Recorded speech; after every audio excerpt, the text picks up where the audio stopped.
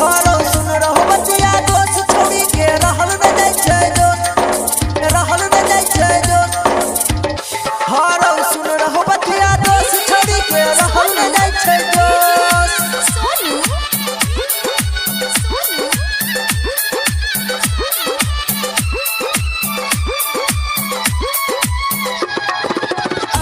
हरो सुन रहो बतिया दोस्त छोड़ी के रहल न जाय छै दोस्त, रहल न जाय छै दोस्त।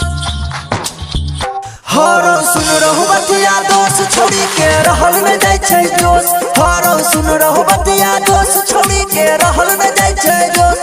हाँ रहल न जाय छै दोस्त, हाँ रहल न जाय छै दोस्त। हरो सुन रहो बतिया दोस्त छोड़ी के रहल न जाय छै दोस्त। हरो सुन रहो बतिया दोस्त छोड़ी के रहल न जाय छै दोस्त। हरो सुन रहो बतिया दोस्त छोड़ी के रहल न जाय छै दोस्त, रहल न जाय छै दोस्त। सोनू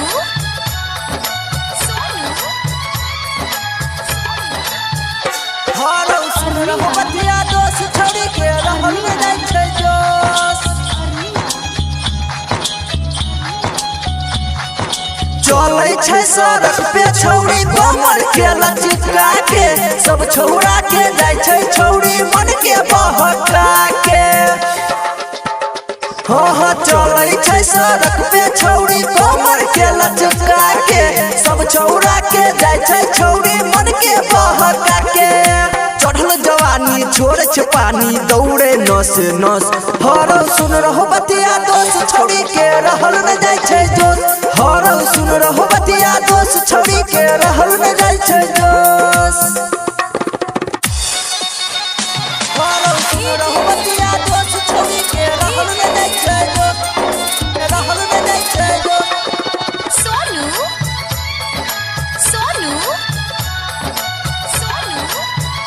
हरो सुन रहो बतिया दोस्त छोड़ी के रहल न जाय छै दोस्त।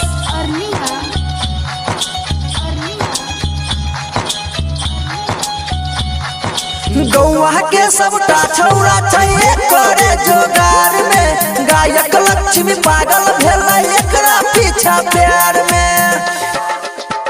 हाँ गौआ के सबटा छौड़ा छै करे जोगार में, सतेंद्र सुमन पागल भेल एकरा पीछा प्यार में।